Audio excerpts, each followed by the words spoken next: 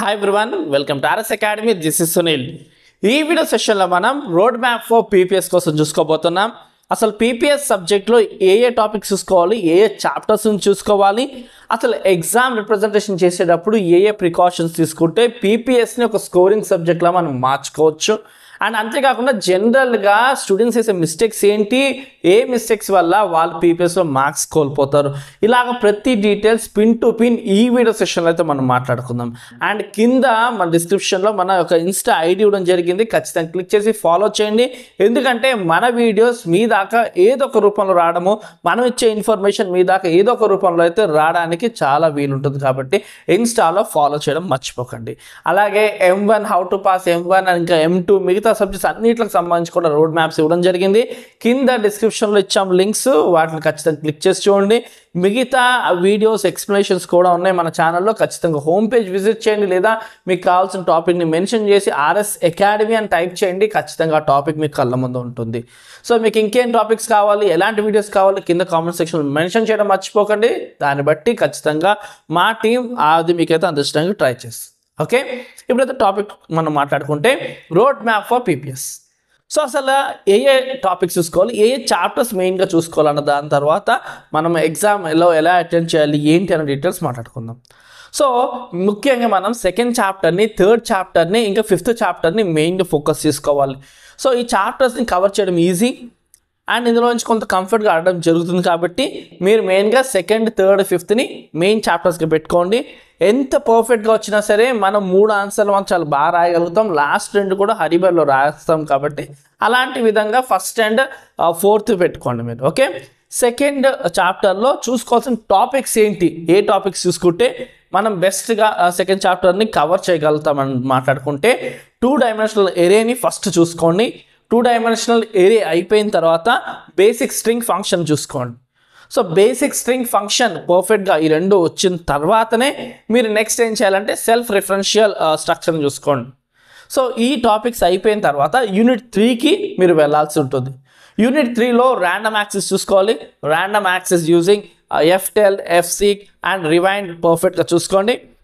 And ఆ తర్వాత pre processor commands చూసుకోండి యూనిట్ 3లో. Once second unit, third unit అయిపోయిన తర్వాత ఫిఫ్త్ యూనిట్కి మూవ్ అయిపోండి. ఫిఫ్త్ యూనిట్లో మీరు లీనియర్ అండ్ బైనరీ సెర్చ్ చూసుకోండి. లీనియర్ అండ్ బైనరీ సెర్చ్ మీద మీకు గ్రిప్ వచ్చిన తర్వాతనే ఆ తర్వాత bubble, insertion and selection sort algorithm మీరు పర్ఫెక్ట్గా చూసుకోవాలి. వన్స్ ఈ 3 యూనిట్స్ని అయిపోయిన తర్వాత యూనిట్ 4కి మీరు వెళ్ళాల్సి ఉంటుంది.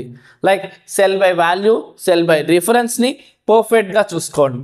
అండ్ ఆ తర్వాత recursion program, simple programs like finding factorial and finding Fibonacci series, ఇవి ఫోకస్ చేసుకోండి. Next first unit. So first unit మనం చదువుకున్నప్పుడే చాలా తిరిగిగా చదువుకుంటాం. కాబట్టి దీన్ని చదివేటప్పుడు మన ప్రిపరేషన్, ఎగ్జామ్ ప్రిపరేషన్లో లాస్ట్ ఫోకస్ చేసుకోండి. లైక్ ఆపరేటర్స్ ఫస్ట్ మీరు ఫోకస్ చేయాలి. యూనిట్ 1లో మెయిన్గా ఫోకస్ చేయాల్సింది ఆపరేటర్స్ని ఫోకస్ చేయండి. And next algorithm for finding the square root of coordinate equation focus చేసుకోండి. నెక్స్ట్ ప్రిసిడెన్స్ మీద ఫోకస్ చేసుకోండి. ఆ తర్వాత స్విచ్ టాపిక్ని చూసుకోండి, మీకు చాలా హెల్ప్ అవుతుంది. సో ఈ టాపిక్స్, ఆ తర్వాత స్టోరేజ్ క్లాస్ చూసుకోండి. ఈ టాపిక్స్ అన్నీ అయిపోయిన తర్వాత అప్పుడు మీకు మామూలుగా ఏదన్నా రన్నింగ్లో చదువుకున్నప్పుడు ఈజీగా ఉన్నవి ఏమైనా ఉంటే అవి చూసుకోండి. సో అలాగే చాప్టర్ వైజ్గా వెరీ షార్ట్స్ ఏమొస్తుందో, షార్ట్స్ ఏమొస్తాయో కూడా క్వశ్చన్ వైజ్ కూడా ఇవ్వడం జరిగింది. కింద డిస్క్రిప్షన్ ఆ వీడియో కూడా ఉంది, చూడండి. సో ఏ చాప్టర్స్ మెయిన్గా పెట్టుకోవాలి, ఏ టాపిక్స్ పెట్టుకోవాలో చూసుకున్నాం కదా. సో ఇప్పుడు ఎగ్జామ్ రిప్రజెంటేషన్ ఎలా చేయాలి, సో ఒక యావరేజ్గా ప్రిపరేషన్ చేసుకున్న టాప్ లెవెల్లో ఎగ్జామ్ రాయాలి అంటే ఏం చేయాలి అని మాట్లాడుకుంటే కనుక, సో చాలామంది ఏం చేస్తారంటే ఇది ఒక థియరీ ఎగ్జామ్లో ఫీల్ అయ్యి పేజెస్ నింపడానికి ట్రై చేస్తారు. సో ఇందులో కరెక్షన్ చేసే వ్యక్తి చూసేది మెయిన్ మీ ప్రోగ్రామ్స్ ఎబిలిటీ. కాబట్టి ప్రోగ్రామ్స్ అన్నవి ఎక్కువ ఇంపార్టెన్స్ ఇవ్వండి ప్రోగ్రామ్స్ రాయడానికి. ఎందుకు అంటే ఇక్కడ చాలామంది ఏంటంటే ఒక పర్ఫెక్ట్గా వచ్చిన ఆన్సర్, యావరేజ్గా వచ్చిన ప్రోగ్రామ్, సో ఏ సెలెక్ట్ చేసుకుంటారంటే పర్ఫెక్ట్ వచ్చిన ఆన్సర్కే వెళ్తారు. అలా కాదు, యావరేజ్గా వచ్చిన ప్రోగ్రామ్కే వెళ్ళాలి.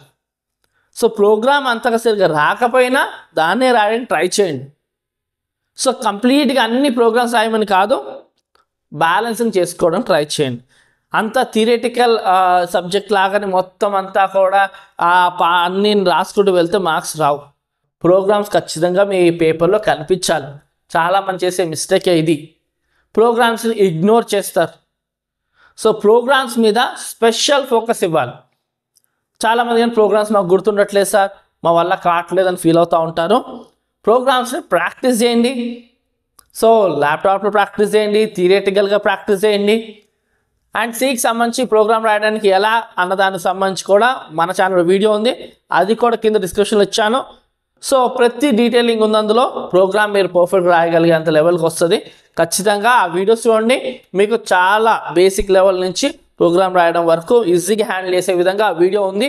ఖచ్చితంగా ఆ వీడియోస్ చూడండి, మీకు చాలా షార్ట్లోనే అయిపోతుంది, చాలా కంఫర్ట్గా ఉంటుంది, ఎటువంటి ల్యాగ్ ఉంటుందో. కానీ ప్రతి దానికి కూడా డీటెయిలింగ్ ఉంటుంది. సో మీరు అది మైండ్ అండ్ ప్రోగ్రామ్ రాసేటప్పుడు ఎక్కడ కట్టింగ్ రానివ్వకండి. సో ప్రోగ్రాంలో మిస్టేక్ రాసినా పర్లేదు, మిస్టేక్ రెక్టిఫై అవ్వదేమో, కానీ మీరు చిన్న కట్ చేసినా చాలామంది తప్పు అయితే ఆ కట్ కూడా నీట్గా అందంగా చేయరు. సో దాన్ని అంతా కూడా రగడ్గా అంతా రఫ్గా చేస్తారు. అలా చేస్తే ఖచ్చితంగా రౌండ్ అప్ పడుతుంది. కాబట్టి సో మీరేం చేయాలి అంటే ప్రోగ్రామ్స్కి ఎక్కువ ఇంపార్టెన్స్ ఇవ్వాలి. యావరేజ్ కాదు, మినిమంగా తెలిసినా సరే ప్రోగ్రామ్ రాయడానికి ట్రై చేయండి. అలాగని అన్ని ప్రోగ్రామ్స్ రాయమని కాదు, కానీ ఇటు థియరీ అటు ప్రోగ్రామ్ని బ్యాలెన్స్ చేసుకోండి. సో దాన్ని బట్టి ఏంటంటే మీకు పేపరు కంప్లీట్ లెంత్ కవర్ అవుతుంది, రాయాల్సిన లెంత్ కవర్ అవుతుంది. ఓకే, ప్రోగ్రామ్ నాలెడ్జ్ ఉంది అని మార్క్స్ పడతాయి. ఫర్ ఎగ్జాంపుల్ 10 మార్క్స్ ఆన్సర్ ఉందనుకోండి, మీరు 10 మార్క్స్ రాశారనుకోండి. సో అందులో మీకు ప్రోగ్రామ్ రాశారు, సో ప్రోగ్రామ్ రాసిన వ్యక్తికే ఎక్కువ మార్క్స్ పడుతుంది ఆ థియరీ ఆన్సర్ కన్నా. అండ్ క్వశ్చన్ సెలెక్షన్లో ఏబి ఉన్నవి ఎక్కువ ప్రిఫరెన్స్ ఇవ్వండి. సో ఒకటే ఉన్నదానికి ఎంత రాసినా సరే ఎక్కువ మార్క్స్ పడదు, కానీ ఏబి స్ప్లిట్టింగ్లో ఉన్నాయనుకోండి దానికి ఇంపార్టెన్స్ ఇవ్వండి. సో మినిమం ఏకి పడతాయి, మినిమం బికి పడతాయి. సో అలాగ ఇస్తే కూడా స్కోరింగ్ ఎక్కువ ఉంటుంది. పీపీఎస్లో ప్రోగ్రామ్ రాసిన వాళ్ళకి ఏబిసి అలాగ స్ప్లిట్ అయి ఉన్నదానికి రాసిన వాళ్ళకి, కట్టింగ్స్ లేకుండా రాసిన వాళ్ళకి ఇది సూపర్ స్కోరింగ్ సబ్జెక్ట్.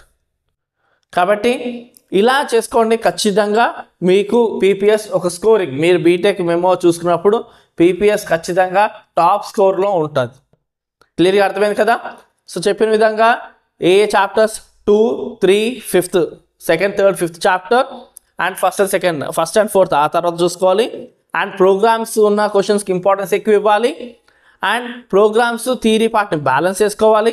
ఏబిసి ఇలా ఆప్షన్ ఉన్నవి పిక్ చేసుకుని రాయండి, ఖచ్చితంగా పీపీఎస్ సూపర్ మార్క్స్ వస్తుంది. మీకోసం కింద ఇన్స్టా ఐడి ఇవ్వడం జరిగింది, అండ్ మీకోసం కింద సి పీపీఎస్ సంబంధించి బేసిక్స్తో ఉన్న ఆ సి లాంగ్వేజ్ ఉన్న ఇవ్వడం జరిగింది. ప్రోగ్రామ్ ఎలా రాయాలో ఈజీగా హ్యాండిల్ చేసుకునేవి ఖచ్చితంగా క్లిక్ చేసి అవి కూడా చూడండి.